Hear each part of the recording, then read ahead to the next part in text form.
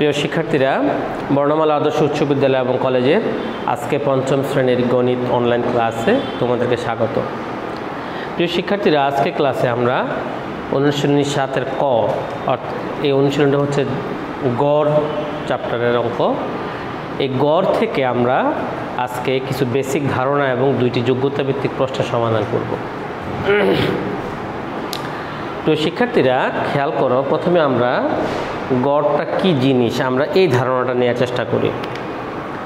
প্রিয় শিক্ষার্থীরা খেয়াল করো যে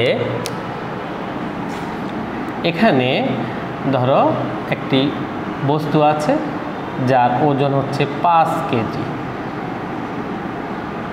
প্রিয় শিক্ষার্থীরা, এখানে একটি বস্তু আছে যার ওজন হচ্ছে 6 কেজি, আর এখানে একটা বস্তু আছে ধরো যার ওজন হচ্ছে কত, 7 কেজি।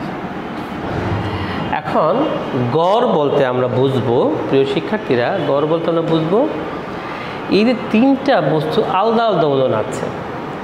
গড় হচ্ছে আমরা 3টা বস্তুর ওজনটাকে যদি সমান ধরে বিবেচনা করি তাহলে সমান ওজনটা কত।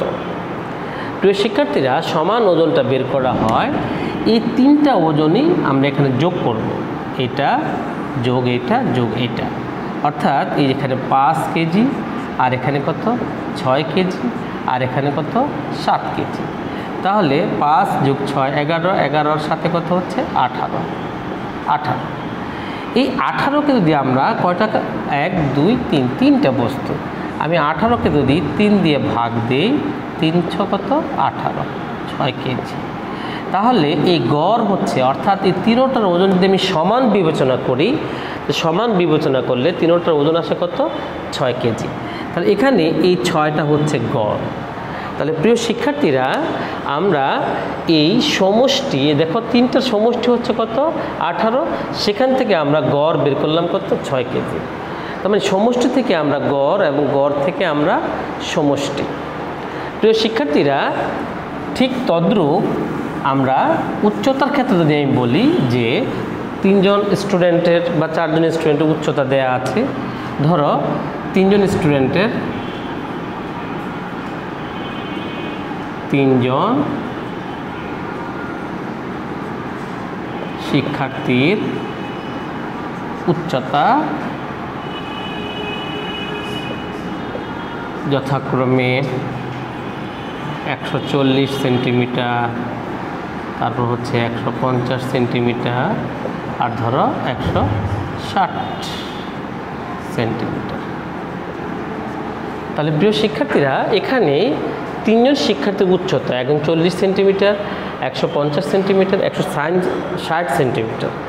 তাহলে গড় উচ্চতা যদি প্রশ্নটা হয় তাহলে আমরা গড়টা কি, গড়টা হচ্ছে এই 3 জনের যে উচ্চতার যে ভিন্নতা আছে, এই ভিন্নতা না 3 জনের উচ্চতাটাকে সমান বিবেচনায় নিলে সেই উচ্চতাটা কত, সেটা হচ্ছে গড়। তাহলে প্রিয় শিক্ষার্থীরা, আমরা এখানে এই গড় নির্ণয়ের প্রথমে একটা সূত্র লিখব। দেখো, গড় সমান হচ্ছে, প্রিয় শিক্ষার্থীরা, সূত্র গড় সমান হচ্ছে রাশিগুলোর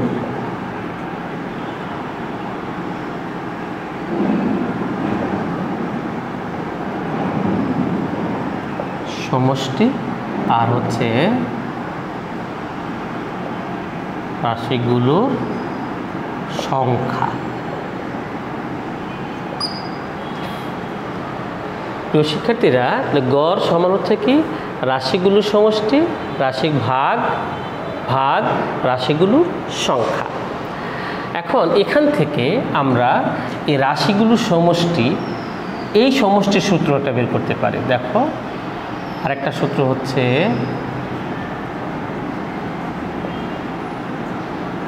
রাশিগুলোর সমষ্টি সমান গড় গুণ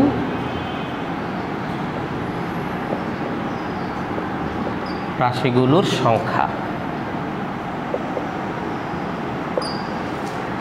প্রিয় শিক্ষার্থীরা, এই দুইটা আমরা যখন গড় নির্ণয় করব তখন আমরা এই সূত্রটা ব্যবহার করব, যখন আমরা সমষ্টি নির্ণয় করব তখন আমরা এই সূত্রটা ব্যবহার করব। এখন প্রিয় শিক্ষার্থীরা খেয়াল করো, তোমাকে যদি বলা হয়, যেমন দেখো 5টি সংখ্যা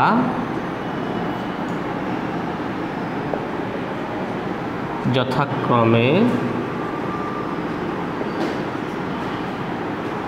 10, 15, 20, 25 ও 30 গড় কত? তাহলে প্রিয় শিক্ষার্থীরা, আমরা যদি এই সূত্রটা ব্যবহার করি তাহলে প্রথমে আমরা আজকে কি এখানে দেখো রাশিগুলোর সমষ্টি, তাহলে এখানে 5টি সংখ্যা দেয়া আছে, তাহলে এখানে হবে 5টি সংখ্যার সমষ্টি। তাহলে প্রিয় শিক্ষার্থীরা দেখো, আমরা এটা যদি সমাধান করি তাহলে কি হবে,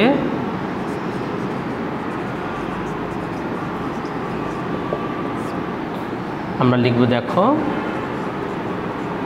5টি সংখ্যার সমষ্টি। প্রিয় শিক্ষার্থীরা, এই সংখ্যাগুলো আমরা যোগ করব, তো যোগ করলে কি হয় দেখো তো, 10 যোগ 15 যোগ 20 যোগ 25 যোগ 30 যোগ করলে কত হয়, 0, 5, 5, 5 0, 5, 5 আর 5 10, 10 0, 10, 10 0 হাতে 1, 1 আর 2 3 4, 4 5 6, 7 8 9, 9 আর 1 কত, 10, 100। তাহলে প্রিয় শিক্ষার্থীরা, আমরা গড় নির্ণয় করব, গড়। তাহলে আমরা লিখব দেখো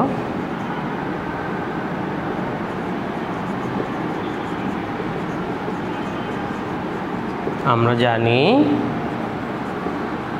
গড় সমান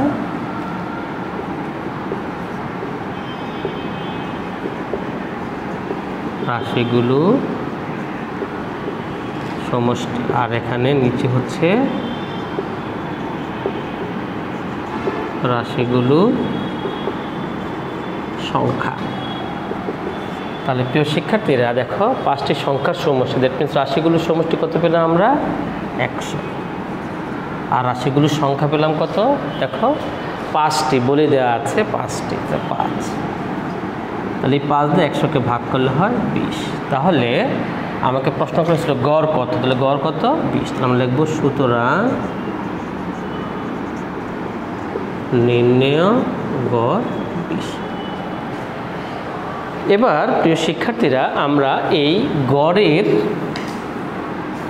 এই সূত্রগুলো আলোকে আমরা এখন যোগ্যতা ভিত্তিক প্রশ্নটা সমাধান করব। খেয়াল করো, যোগ্যতা ভিত্তিক আমাকে 1 নং প্রশ্নটা বলছে, আলম ও তার 3 পুত্রের বয়সের গড় হচ্ছে কত, 20 বছর। তাহলে এখানে খেয়াল করো, আমরা 1-এর ক আগে করব। খেয়াল করো প্রিয় শিক্ষার্থীরা, প্রশ্ন করা হয়েছে আলম ও তার 3 পুত্রের বয়সের সমষ্টি কত। তাহলে এখানে ক নম্বরে খেয়াল করো, আলম ও 3 পুত্রের বয়সের গড় দেওয়া আছে উদ্দীপকে 20। আমাকে চেয়েছে কি, সমষ্টি। তাহলে গড় থেকে গুণ করে সমষ্টি বের করা যায়, সংখ্যা দিয়ে গুণ করে। তা আলম ও তার 3 পুত্র কত, এখানে 3 পুত্র 1 জন, এখানে আলম 1 জন, কয়জন, 4 জন। তাহলে আমরা কিভাবে করি খেয়াল করো, আলম ও 3 পুত্রের বয়সের গড় হচ্ছে কত বছর, 20 বছর। প্রিয় শিক্ষার্থীরা, আমরা এখন লিখব দেখো, সুতরাং আলম ও 3 পুত্রের বয়সের সমষ্টি। প্রিয় শিক্ষার্থীরা, এই সমষ্টি যখন আমরা বের করব, এই গড়কে সংখ্যা দিয়ে গুণ করব। এই গড়টা কতজনের খেয়াল করো, 3 পুত্র হচ্ছে 3 জন, আর আলম হচ্ছে 1 জন। তাহলে 3 আর 1 কয়জন, 4 জন। তাহলে আমরা যদি সমষ্টি বের করি তখন গড় ফলকে আমরা সংখ্যা দিয়ে গুণ করতে হয়। তাহলে এখানে গড় হচ্ছে 20 আর সংখ্যা হচ্ছে 3 আর 1 কত 4, 4 জন। তাহলে আমরা এখানে লিখব 20 গুণ 4 বছর। তাহলে 4 20 কত 80 বছর। প্রিয় শিক্ষার্থীরা, আমরা ক নং উত্তরটা পেয়ে গেলাম। আলম ও তার 3 পুত্রের বয়সের সমষ্টি কত?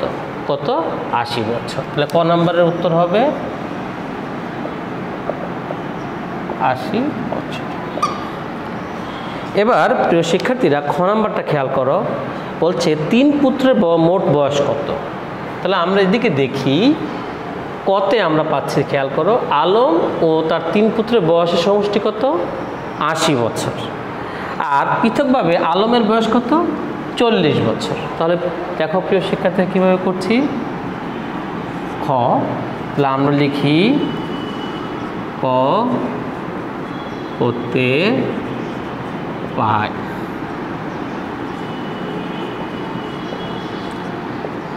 আলম ও 3 পুত্রের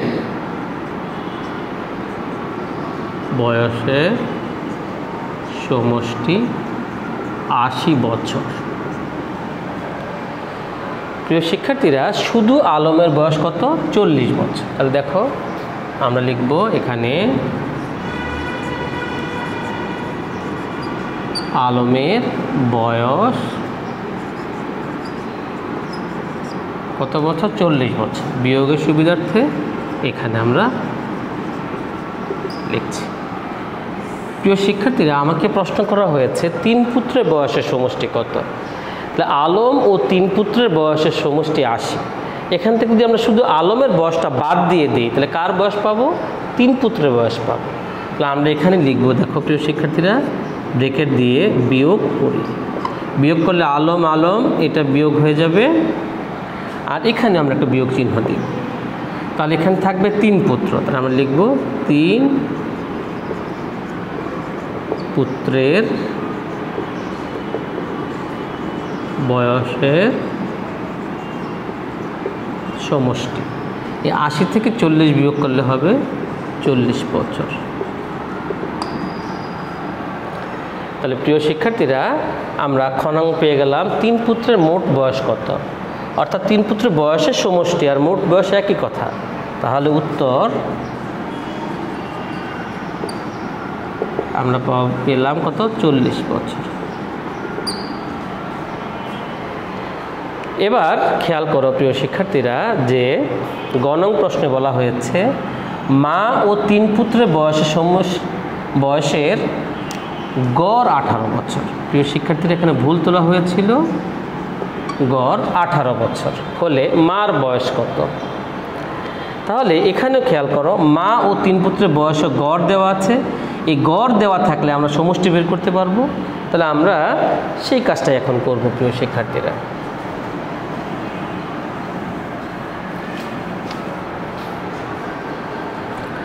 আমরা গ নং অঙ্কে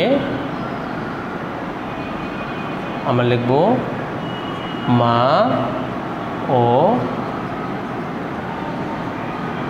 3 পুত্রের বয়সের গড় 18 বছর।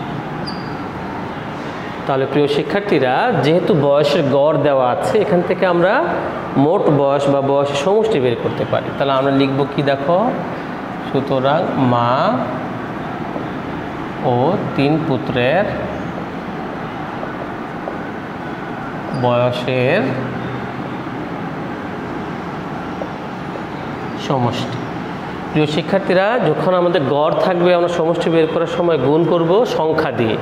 মা একজন, 3 পুত্র 3 জন, মোট 4 জন। তাহলে আমরা লিখব 18 গুণ 4 বছর। 4 18 কত 72 বছর। তাহলে প্রিয় শিক্ষার্থীরা, মা ও 3 পুত্রের বয়সের সমষ্টি পেলাম কত 72 বছর। আবার খ নংয়ে দেখো, আমরা দেখেছি 3 পুত্রের বয়সের সমষ্টি কত 40 বছর। তাহলে আমরা এই তথ্যটা এখানে লিখি, দেখো, এই নিচে লিখব প্রিয় শিক্ষার্থীরা, যে 3 পুত্রের বয়সের সমষ্টি হচ্ছে 40 বছর। তাহলে প্রিয় শিক্ষার্থীরা, মা ও 3 পুত্রের বয়সের সমষ্টি হচ্ছে 72 বছর, আর 3 পুত্রের বয়সের সমষ্টি হচ্ছে 40 বছর। তাহলে আমি যদি শুধু মার বয়সটা বের করতে চাই, কি করব? অবশ্যই আমাদেরকে বিয়োগ করতে হবে। তাহলে আমরা এখন বিয়োগ করে বের করে ফেলবো যে মার বয়স। প্রিয় শিক্ষার্থীরা, এই তথ্যটা আমরা খ থেকে পেয়েছি, তাই সাইড নোটে আমরা লিখতে পারি খ হতে পাই। তাহলে এখানে আমরা লিখব সুতরাং মার বয়স। মার বয়স কি হবে? এই 72 থেকে 40 বিয়োগ হবে, 72 বিয়োগ 40 বছর সমান হবে কত প্রিয় শিক্ষার্থী? দেখো 32 বছর। তাহলে প্রিয় শিক্ষার্থীরা, আমরা গণঙে যে বলছিল মার বয়স কত, আমরা মার বয়সটা কি করে ফেললাম? বের করে ফেললাম। এবার প্রিয় শিক্ষার্থীরা, আমরা 2 নং যে যোগ্যতা ভিত্তিক প্রশ্ন, সেখানে যদি আমরা যাই, খেয়াল করি, বলছে 4টি ক্রিকেট ম্যাচে আরাফাতের রান যথাক্রমে 40, 60, 50, 37, আর 5টি ম্যাচের গড় রান হচ্ছে 50। প্রশ্ন করা হয়েছে প্রথম 4 ম্যাচের গড় রান কত। তাহলে প্রিয় শিক্ষার্থীরা, এই 4 ম্যাচের গড় রান কত, এটা হচ্ছে আমার প্রশ্ন। তাহলে আমরা 4 ম্যাচের মোট রান আগে বের করব।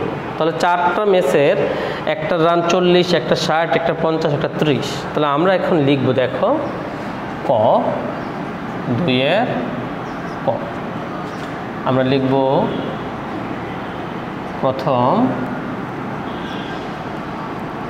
4 ম্যাচের মোট রান। তাহলে মোট রান কত প্রিয় শিক্ষার্থীরা? একটা 40, আর একটা হচ্ছে কত 60, আর একটা হচ্ছে 50, তারপরে আর একটা হচ্ছে কত 30। তাহলে এখন যোগ করে খেয়াল করে কত হয়? 0 0 0 0 যোগ করলে 0, 3 5 হচ্ছে 8, 8 6 14, 14 আর 4 কত 18। তাহলে মোট রান কত? 180। প্রথম 4 ম্যাচের মোট রান। তাহলে আমরা লিখব সুতরাং প্রথম 4 ম্যাচের গড় রান। তো শিক্ষার্থীরা, গড় রান বের করতে হলে এই মোট রানকে সংখ্যা দিয়ে ভাগ করতে হয়। তাহলে গড় রান কি হবে? মোট রান হচ্ছে 180, আর প্রথম কয়টা ম্যাচ? 4টা ম্যাচ। তাহলে 4 দিয়ে ভাগ, 4 দিয়ে আমি এটাকে ভাগ করি, তা আসে 45। তাহলে আমরা প্রথম 4 ম্যাচের গড় রান পেয়ে গেলাম প্রিয় শিক্ষার্থীরা, 45। তাহলে আমরা এখানে লিখব তো 45। এবার খেয়াল করো প্রিয় শিক্ষার্থীরা, বলছে পঞ্চম ম্যাচের রান কত। প্রিয় শিক্ষার্থীরা, এই অঙ্কটা করতে হলে আমাকে এখানে 1 2 3 4টা ম্যাচের রান দেওয়া আছে, আর 5টা ম্যাচের গড় রান দেওয়া আছে। তাহলে এই 5টি ম্যাচের গড় রান থেকে আমি মোট রান বের করব। এই যে এখান থেকে আমি কি করব? মোট রান বের করব প্রিয় শিক্ষার্থীরা। তাহলে আমি যদি এখান থেকে মোট রান বের করি, তাহলে কিভাবে? আমি লিখব 5টি ম্যাচের গড় রান 50। দেখো 5টি ম্যাচের গড় রান হচ্ছে 50। তাহলে সুতরাং 5টি ম্যাচের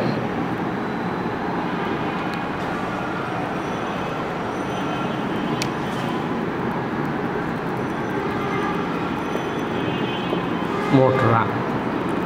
তো প্রিয় শিক্ষার্থীরা, মোট রান, এই গড় রানকে আমরা গুণ করব সংখ্যা দিয়ে। কয়টি ম্যাচ? 5টি ম্যাচ, গুণ 5, 250।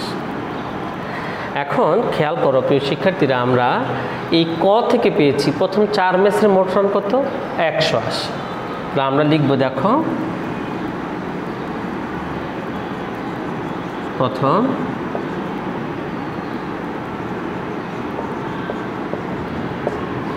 ম্যাচের মোট রান 180। কোত্থেকে পেলাম প্রিয় শিক্ষার্থীরা? ক হতে। তাহলে আমরা এখানে লিখি ক হতে পাই। এখন খেয়াল করো, 5টি ম্যাচের মোট রান হচ্ছে 250। প্রিয় শিক্ষার্থীরা, 5টি ম্যাচের মোট রান আর 4টি ম্যাচের মোট রান হচ্ছে 180। তাহলে পঞ্চম ম্যাচের রানটা কত এটা বের করতে হলে এই 5টি ম্যাচ থেকে যদি 4টি ম্যাচ বিয়োগ দিই তাহলে 1টি ম্যাচ থাকে, সেটাই হচ্ছে পঞ্চম ম্যাচ। তাহলে আমরা বিয়োগ করবো প্রিয় শিক্ষার্থী, এটা থেকে এটা বিয়োগ করবো। তার আমরা লিখব সুতরাং পঞ্চম ম্যাচের রান সংখ্যা, এটা বিয়োগ এটা 250 বিয়োগ 180টি। তাহলে প্রিয় শিক্ষার্থীরা, আমি এই 0 থেকে 0 বিয়োগ করলাম 0, 15 থেকে 8 বিয়োগ করলাম 7, 8 থেকে 1, 2, 2 থেকে 2 বিয়োগ করলে 0, এখান থেকে 70টি। তাহলে প্রিয় শিক্ষার্থীরা, আমাকে খননে প্রশ্ন করা হয়েছিল পঞ্চম ম্যাচের রান কত। তাহলে পঞ্চম ম্যাচের রান হচ্ছে কত? 70টি। এবার গণনে প্রশ্ন করে শেষ 3 ম্যাচে গড় রান কত। তাহলে খেয়াল করো প্রিয় শিক্ষার্থীরা, শেষ 3 ম্যাচ, তাহলে শেষ 3 ম্যাচে যখন গড় রান আমাকে চেয়েছে, তাহলে আমরা শেষ 3 ম্যাচ কোনটা কোনটা?